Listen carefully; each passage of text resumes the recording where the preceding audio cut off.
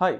இன்னைக்கு ஒரு இன்ட்ரஸ்டிங்கான டாபிக் தான். ஏன்னா, நம்ம இப்போ வீடு கட்டுறோம் அப்டின்னா, அதில அதிகமா ஒரு பில்டிங் கட்டுறோம் அப்டின்னாலே, அதில அதிகமான செலவு எங்க நடக்கும்னா, ஃபூட்டிங், காலம், ஸ்லாப் அப்புறம் பீம் இந்த மாரி விஷயத்துல தான் அதிகமா செலவாகும். ஸோ இதிலேயே அதிகமா யூஸ் பண்ற மெட்டீரியல் என்னன்னு பார்த்தீங்கன்னா, ஸ்டீல். அதாவது ஸ்டீல் ராட். ஸோ வீடு கட்டுறது எல்லாமே கம்பி வாங்குறது அப்படின்னு சொல்லுவாங்கல்ல. ஸோ அந்த கம்பி எப்படி பார்த்து வாங்கணும்? என்ன கிரேட்லாம் இருக்கு? அந்த கம்பியோட ஹிஸ்டரி எப்படிலாம் அது அப்கிரேஷன் ஆச்சு? அண்ட் இந்த கம்பி எப்படி யூஸ் ஆகுது? எப்படி ஆக்ட் ஆகுது? அது எந்த மாதிரி நம்ம பார்த்து வாங்கணும்? அப்படின்ற பேசிக் இன்ஃபர்மேஷன் தான் இந்த வீடியோல நம்ம பார்த்து தெரிஞ்சுக்க போறோம். ஸோ அதுக்கு முன்னால நீங்க நம்ம சேனலுக்கு புதுசுனா மறக்காம சப்ஸ்கிரைப் பண்ணுங்க.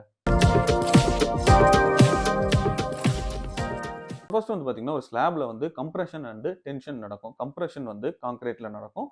டென்ஷன் கம்பியில நடக்கும். ஸோ அதான் எந்த அளவுக்கு இந்த பில்டிங்க தாங்குது. அந்த ஸ்ட்ரென்த்த பொறுத்து அது இருக்கும். ஸோ இதுல பார்த்தீங்கன்னா, கம்பியில பார்த்தீங்கன்னா FE 250, FE 400 இந்த மாரி கிரேட் இருக்கும். ஸோ அது என்ன அப்படின்னு பார்த்தீங்கன்னா, ஃபர்ஸ்ட் கம்பி வரும்போது பிளெயினா தான் இருந்தது. எந்த ஒரு கிரிட்டுமே எங்கேயுமே இருக்காது. ஸோ அப்படி இருக்கும்போது அந்த கம்பிய நம்ம காலமா யூஸ் பண்ணும்போது நமக்கு கான்கிரீட்டோட அது ப்ராப்பரா ஜெல் ஆகல. ஸோ அந்த ஒரு விஷயம் இதுல இருந்தது. அதுக்கடுத்து என்ன பண்ணாங்கன்னா, HYST அப்படின்ற ஒரு கம்பி ஃபார்மேட்ட ரெடி பண்ணாங்க. அது பார்த்தீங்கன்னா, high yield strength deformed bars. So இந்த பார்ஸ யூஸ் பண்ணாங்க. இதுல கம்பியிலேயே இந்த மாரி கிரிப் எல்லாமே ரெடி பண்ண ஆரம்பிச்சாங்க. ஸோ இந்த கிரிப் மூலியமா கான்கிரீட்டுக்கும் ஒரு நல்ல ஒரு அட்டாச் இருக்கும். ஸோ ஈஸியா அது கிரிப்பா பிடிச்சுக்கும். ஸோ அந்த மாதிரி இந்த HYST இந்த ஸ்டீல்ஸ் யூஸ் பண்ண ஆரம்பிச்சாங்க. மேனுஃபேக்சர் பண்ண ஆரம்பிச்சாங்க.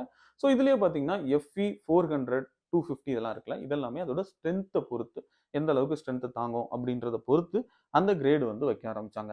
அதுக்கடுத்து இப்போ TMT அப்படின்னு நம்ம கேள்விப்பட்டிருப்போம். ஸோ இந்த TMT நிறைய ஆட்ஸ்ல கூட பார்த்திருப்போம்.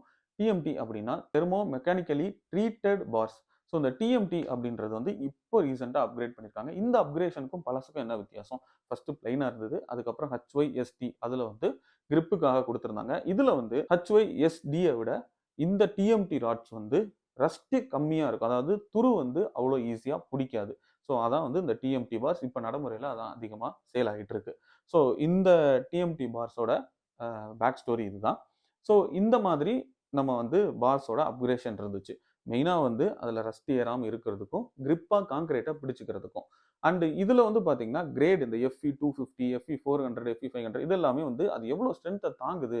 ஏன்னா நம்பர்ஸ் கூட ஸ்ட்ரென்த்த தாங்கும். ஸோ இதுல 600 வரைக்கும் உங்களுக்கு பாரோட கவுண்ட் இருக்கு. ஸோ இதுலயே பார்த்தீங்கன்னா, FE 500D, FE 500S அந்த மாதிரி இருக்கும். இதுல D அப்படின்றது டக்டைலிட்டி. ஸோ இது பார்த்தீங்கன்னா, கொஞ்சம் நார்மல் கம்பியை விட கொஞ்சம் பெண்ட் ஆகி கொடுக்கும். அண்ட் இதுவே S பார்த்தீங்கன்னா, அந்த D விட கொஞ்சம் அதிகமாவே பெண்ட் ஆகி கொடுக்கும். இது எங்கெல்லாம் யூஸ் பண்ணுவாங்கன்னு பார்த்தீங்கன்னா, எர்த் குவாக் அதிகமா வரக்கூடிய பகுதிகளில் இதை யூஸ் பண்ணுவாங்க. ஏன்னா எர்த் குவாக்ஸ் வரும்போது ரொம்ப ஸ்ட்ராங்கா கம்பி இருந்துச்சுன்னா ஈஸியா அது விடுறதுக்கு வாய்ப்பு இருக்கு. ஸோ இந்த மாதிரி லைட்டா பெண்ட் ஆகுற தன்மை இருந்துச்சு அப்படின்னா அது கொஞ்சம் பில்டிங்கை சேஃபா வச்சுக்கும். சரி, ஓகே. நார்மலா யூஸ் பண்ற நார்மலா நான் ஒரு 2 BHK கட்டுறேன். ஸோ அதுல என்ன மாதிரி கிரேட்ல இருக்கிற கம்பியை யூஸ் பண்ணலாம் அப்படின்னு பார்த்தீங்கன்னா, FE 500 TMT இந்த கிரேட்ல இருக்கிற கம்பியை யூஸ் பண்ணலான்றது நான் ஜஸ்ட் சஜஸ்ட் பண்றேன். அண்ட் நீங்களும் உங்களோட engineers or architect or structural designer அவங்கள்ட்ட ஒரு தடவை டிஸ்கஸ் பண்ணிக்கோங்க. சரிங்களா? ஸோ இந்த மாதிரி நம்ம வாங்கினதுக்கு அப்புறம் சிலர்லாம் அதில் பெயிண்ட் பண்ணுவாங்க. ரஸ்ட் ஏறக்கூடாதுன்னு பெயிண்ட் பண்ணிட்டு அதுக்கப்புறம் அந்த கன்ஸ்ட்ரக்ஷன்ல உள்ள அதாவது காலம்குள்ளேயோ இல்லை ஸ்லாபுக்குள்ளேயோ அதை நம்ம வைப்போம். பட் பெயிண்ட் பண்ணுறதுனால வர ப்ராப்ளம் என்னன்னா, இந்த கம்பியில் ஆல்ரெடி கிரிப்புக்காக நிறைய இடத்துல சின்ன சின்ன ஹோல்ஸ் எல்லாமே கொடுத்துருப்பாங்க அந்த கம்பியில். அதாவது கான்கிரீட் போய் அந்த இடத்துல ப்ராப்பராக கிரிப்பாக பிடிச்சிக்கணுன்றதுக்காக அந்த ஹோல்ஸ் எல்லாத்தையுமே அடைக்கிறதுக்கான பாசிபிலிட்டி பெயிண்ட் அடிக்கிறதுனால இருக்கு. ஸோ அதனால பெயிண்ட் பண்ணாதீங்க. அப்படியே TMT ராட்ஸை நீங்க உள்ள ஃபிட் பண்ணுங்க. அப்படி இருந்தாலும் நிறைய கம்பி துரு பிடிக்குது. அது எதுக்காக பிடிக்குது அப்படின்னு பார்த்தீங்கன்னா, அதாவது பில்டிங்கோட சர்ஃபேஸோட அது டச் ஆகாம இருக்கணும். ஒரு எக்ஸாம்பிள் பார்த்தீங்கன்னா, கவர் பிளாக்ஸ் எல்லாமே நீங்க கேள்விப்பட்டிருப்பீங்க. அந்த கவர் பிளாக்ஸ்லாம் எதுக்கு வைக்கிறாங்கன்னா, சர்ஃபேஸோட டச் இல்லாம இருக்க ஃபுல்லா கான்கிரீட்குள்ள மட்டுமே அது முங்கி இருக்கிறதுக்காக தான்.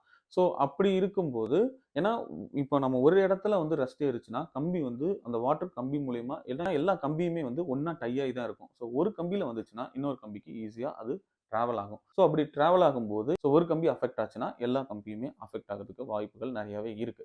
ஸோ அப்படி இருக்கும்போது தான் இந்த கவர் பிளாக்ஸை யூஸ் பண்றோம். ஸோ இந்த கவர் பிளாக்ஸ் எங்கெங்க எவ்வளோ எம்எம்ல யூஸ் பண்ணணும் அப்படின்னு பார்த்தீங்கன்னா, ஸ்லாப்ல போடுறோம் அப்படின்னா 20 எம்எம்ல இருக்கணும்.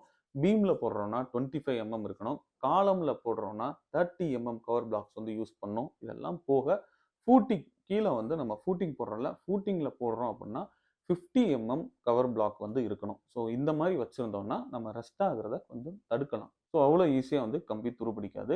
ஸோ இந்த மெத்தடில் தான் நம்ம வந்து கம்பியை பார்த்து வாங்குறதா இருக்கட்டும் அண்டு நம்ம வந்து கன்ஸ்ட்ரக்ட் பண்ணுற மெத்தடாக இருக்கட்டும்.